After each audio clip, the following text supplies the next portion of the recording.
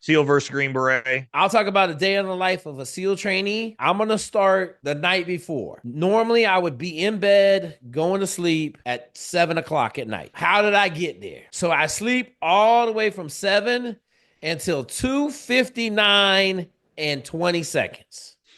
At 2:59 and 20 seconds, my alarm clock would go off. I would jump out of bed.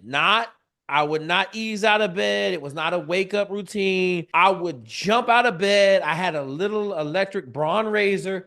I just had a little bit of fuzz on my chin and my lip, and I would hit it real quick. It would take, I don't know, 5 seconds.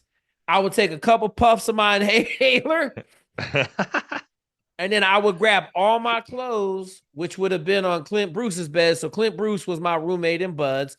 And I would just lay my clothes on his bed if they were dry. But a lot of times they might be wet. So we had a cage outside of a locker. They'd be on our cage. And I would grab all my clothes butt naked. I would run around the corner, jump on a light pole, and slide down from the second floor to the first floor. And I would get dressed in formation with the rest of my officers. So the officers had to meet. We'd be down there at 3:52. At 3:52, there'd be all the officers there. We would run to the beach to do a SIROPS report, which is kind of crazy. Our SIROPS report had to be turned in 1 hour before the first evolution. The first evolution is at 5 o'clock. We got to do the SIROPS report and turn it in an hour before. So it got to be turned in at 4 a.m. That's the reason we up at 2:50. All right. Yep. So we go to the beach. Normally, what we do, all the officers, one dude would do the SIROPS report. The rest of the officers would sleep in the sand, okay, if they could. The other thing that we cheated on, they wanted us to put somebody in the water every morning to measure the current. Okay. We started getting a 2-liter bottle with a chem light, and we would just throw it in the water and it would float away. And we'd measure the current that way. So that took about 30 minutes to do. Then we would boogie up to the compound, which is it's 600 yards from where we live to the compound. So we were in the middle doing a SIROPS report. Somebody would take the SIROPS report. I would go with them. We turn it in the first phase, put it on this clipboard, which is a SIROPS report for the day. And then we would make sure I'd have my schedule. So I had, as a class OIC, I had a watch. So I was the only person in the class with a watch. And I had a dry write, one of them write in the rain notepads. Yeah. And so I would go back and I would check the schedule for the day to make sure they hadn't really changed anything. They don't really mess with the schedule that much at Buds. And if they do, they come tell you for the most part. But our first evolution, on this given day was PT. So we go to PT at 5 a.m. We would always be there 5 minutes early. So we have a little holding area in Buds where the instructors really don't mess with you. LPO, which is a senior enlisted guy, would bring the class down. And it was without fail, he would show up short between 2 and 10 kids. Okay. Like I would say probably at least 40% of the attrition happens in that first morning evolution. So yeah. Yep. He would show up. He'd be like, hey, man, so-and-so, so-and-so, and so-and-so did not show up to formation. Okay. So then I had to go over the first phase before the first evolution and give a muster report. And I would tell them, hey, here's who's missing, whatever. We don't know where. We went, checked his room. Like he said he's quit. So then they'd be like, all right. And then we'll see you on the grinder. So then PT would start at 5. Obviously, PT is just assholes and elbows. We had a boat that we had to put out there and fill with ice and stuff like that. Like that's where you got wet and they make you go under the boat and do dumb stuff. But PT was PT, right? I tell everybody it sounds a lot worse than it was. Dips and pull-ups. Like the most pull-ups you're ever going to do in Buds is 7. You'll do these pyramids to 7 pull-ups. And so there was nothing ever really crushing. A lot of push-ups, a lot of wet and sandy. So you get done with PT at about 7. You get cleaned up. And then you got your first run of the day. Obviously, you ran 600 yards from the building down to the compound. But now you got to run to Chow. Chow's like 2.38 miles away. So you're going to, everybody's going to take a shower. They have these big outdoor showers. You're going to try to get cleaned up, or everybody's going to go get wet and not sandy in the ocean. And then you're going to run over to Chow. The good thing is they weren't really dicks to you about going into Chow Hall as long as you weren't sandy. If you were just wet, you were okay. So you go in, and I do believe we had some guys in there that had mops that would mop up. You get your food, it was no instructors over there, so you just eat. we try to eat as fast as possible. So then we could get out and we'd have a little bit of time before the first evolution at 7. I mean, at 8 o'clock. So the first, maybe it'd be the pool. So the pool is right by the galley, maybe like a half mile. Run from the galley to the pool. Your first evolution, you're in the pool for about 2 hours. So from 8 to 10, you could be working on any set of skills, drown proofing, whatever in first phase. They're going to mess with you at some point during that evolution. They're going to get the lane line and wrap it around everybody and do a beehive. The class behind me had a dude die in the beehive. Oh, that's not So good.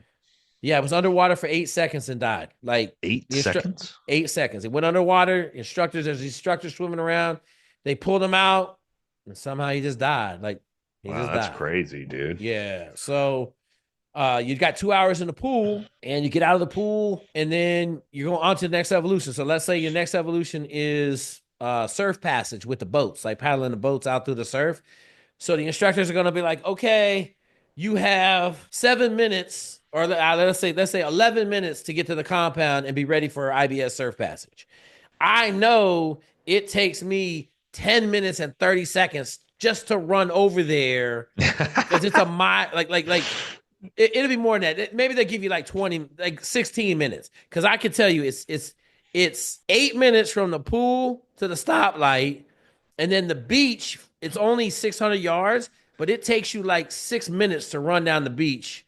So like I had all the times laid out. So I'm like, okay, we're working with 30 seconds most of the time. Like most of the time, we're working with 30 seconds. So we take off. We're not gonna run super fast. Like we're just in a slow bud shuffle jog over there. I would have the time worked out. There was a couple times, like this one time, we were short by like 5 minutes.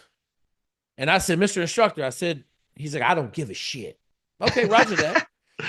So we got down, and so just the crazy thing.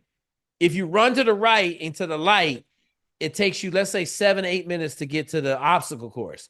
But if you look to your left, the obstacle course is right there across the freeway. So we took a class vote who wants to run directly across the street to the left and hop the fence. And everybody won.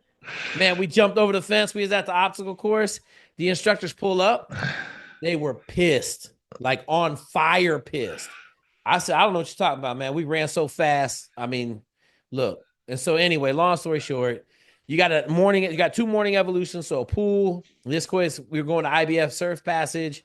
You get out on the beach, you got all your boats set up. You make sure you take care of them the night before. Everybody checks the boats to make sure they're not flat. And then you're in the IBF surf passage for 2 hours. A lot of races, like who can get out. You go out, everybody jumps out the boat, you dump the water out, you flip it back over, you get back in the boat. Races for 2 hours. I was in El Nino, so huge waves, totally jacking people up. And then you're gonna come back, and they're gonna say, "All right, go to lunch." And you got another mile and 1.39 miles to get to lunch. God damn. Yeah, bro. Yeah. So you run to lunch. And then a lot of times, like you'd have a pool evolution right after. So, like right after lunch, you go to the pool, which is across the street. As long as you weren't testing, I'd eat lunch. If we were testing, I would not eat lunch. Because if you're testing, you eat lunch, Yeah. you got food in your stomach, you ain't got You're no gonna throw air. up. Yeah. Yeah, you don't got no blood. Well, the big thing is you can't hold your breath because your body's digesting Oh food. yeah. So using a lot Yeah, of that too. blood. We're at the pool for 2 hours. That pushes at 2 o'clock. 2 o'clock. They're like, all right, long PT. So you run that mile and a half back to the compound. Now, right now, currently, they got a swimming pool over. They just built a new compound. They got a new swimming pool. So I think the running's going to be truncated somewhat. But if I have my druthers or my guesses, the instructors figured out another way to get them extra running miles in on a daily basis. So we run back over, got log PT for 2 hours from 2 to 4:30 by the time you get set up. And then they may beat on you. You're going to have Goon Squad. So Goon Squad's all the guys that didn't do well that day. The instructors are going to pull them out. I went to Goon Squad every day because I was the OIC, and I didn't really give a shit. Like I would go to Goon Squad with the goons, and I got gooned every run. Like there was not a run I was not on the Goon Squad. So I went Goon Squad. I take an Oscar with me every now and then. We go over there and party, mess with the instructors. That was my goal. We broke the instructors in first phase, so it made it kind of easier. Then you're going to run the chow. So you got chow again. So we got another run. So you're getting released about 5 o'clock. which is imaginary because you're never really released. Yeah. So 5:30, you're gonna clean up all the gear. You're gonna go through the boats. I'll cut all the officers loose then at like 5:30, and then we're gonna run the chow again. So we run the chow. I'll be the only officer with the class because I'm the OIC and I lived in the barracks. So I was the only O that lived in the barracks. And then run a chow. Everybody, we're gonna take an easy chow. So we got a full hour. Like we're gonna try to get out of there by 45 minutes. So we're gonna try to get out of there by 6:15. And then we got another mile and a half run back. So we run back.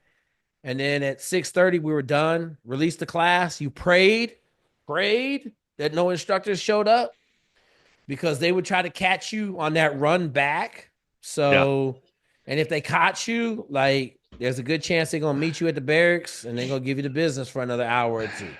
Yeah.